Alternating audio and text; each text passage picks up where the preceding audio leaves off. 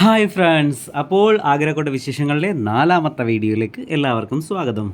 ഇവിടെ ഇരുനിലകളിലുമായി കാണുന്നതാണ് ആഗ്രഹക്കോട്ടയിലെ മീന ബസാർ. അന്നത്തെ കാലത്ത് രാജ്ഞിമാർക്ക് പുറത്തേക്ക് പോകാൻ അങ്ങനെ മാർക്കറ്റിലൊക്കെ പോകാനായിട്ടുള്ള അനുമതിയൊന്നും ഇല്ലായിരുന്നു. അപ്പോൾ അവിടെ തന്നെ അവരൊരു മാർക്കറ്റ് സെറ്റ് ചെയ്ത് കൊടുത്ത്. എന്താല്ലേ, അവിടെ ദൂരെയായി കാണുന്നതാണ് രാജാക്കന്മാർ അവരുടെ പ്രൈവറ്റ് മീറ്റിംഗ്സ് അറേഞ്ച് ചെയ്തിരുന്ന സ്ഥലം. തണുപ്പ് കാലത്ത് പുറത്ത് ടെൻറ്റ് കെട്ടിയും ചൂട് കാലത്ത് ആ കാണുന്ന കെട്ടിടല്ലേ, അവിടെയായിരുന്നു മീറ്റിംഗ് നടന്നുകൊണ്ടിരുന്നത്. അകത്ത് ആ പ്രൈവറ്റ് സ്പേസിൽ നടത്തിയിരുന്ന മീറ്റിങ്ങുകളിൽ എടുക്കുന്ന തീരുമാനങ്ങൾ അറിയിക്കുന്നതിന് വേണ്ടി ഉണ്ടാക്കിയ ഒരു ദർബാറാണിത്. 60 വലിയ തൂണുകൾ വെച്ചുണ്ടാക്കിയ ഒരു ഭയങ്കര വലിയൊരു ദർബാർ. അതിൽ ഈ ഭാഗത്താണ്, ഇവിടെയാണ്, ഈ ഉള്ളിൽ ആയിട്ടാണ് മറ്റ് നാട്ടുരാജ്യങ്ങളിലെ രാജാക്കന്മാർ അങ്ങനെയുള്ള വിശിഷ്ട വ്യക്തികളൊക്കെ വന്നിരിക്കുന്നത്.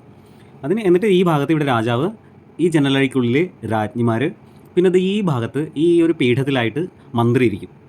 മന്ത്രി ഇവിടെ ഇരുന്നിട്ട് അവിടെ ഉള്ളിലെടുത്ത തീരുമാനങ്ങളൊക്കെ ഇവിടെ അറിയിക്കും. പിന്നെ ഈ പുറത്തുള്ള ഏരിയയിലാണ് നോർമൽ ആയിട്ടുള്ള പബ്ലിക്കിന് വന്ന് ഇരിക്കാനുള്ള സ്പേസ്, ആ പുറത്തെ ആ ഒരു ഓപ്പൺ സ്പേസിൽ. ഇത്രയും വലിയ ദർബാർ കണ്ട അച്ഛനൊരാഗ്രഹം, രാജാവിൻ്റെ കൊട്ടാരത്തിലെ കൊട്ടാര നർത്തകിയാവണമെന്ന്. എന്നാൽ പിന്നെ ആയിക്കോട്ടെ, ഞാനും ഒരു ചെറിയ വീഡിയോ അങ്ങ് എടുത്ത്. അത് കഴിഞ്ഞ് അവിടെ വെച്ച് ഞങ്ങൾ അദ്യം ഉണ്ടായിരുന്നതുകൊണ്ട് ഒളിച്ചും പാത്തൊക്കെ ആയിട്ട് ഒരു ബിസ്ക്കറ്റ്, അങ്ങനെ ഒരു കുപ്പി വെള്ളമൊക്കെ കൊണ്ടുവന്നിരുന്നു. അതിങ്ങനെ കഴിച്ചുകൊണ്ടിരുന്നപ്പോഴത്തേക്ക് അണ്ണാൻ കുഞ്ഞിങ്ങനെ അടുത്ത് വന്നു. അതിന് ഭയങ്കര ഇൻട്രസ്റ്റിംഗ് ആയിരുന്നു, അവൻ ഇതൊക്കെ കണ്ട് ഭയങ്കരമായിട്ട് രസിക്കുകയായിരുന്നു. അപ്പോൾ ബാക്കി വിശേഷങ്ങളുമായി അടുത്ത വീഡിയോയിൽ കാണാം. ബൈ.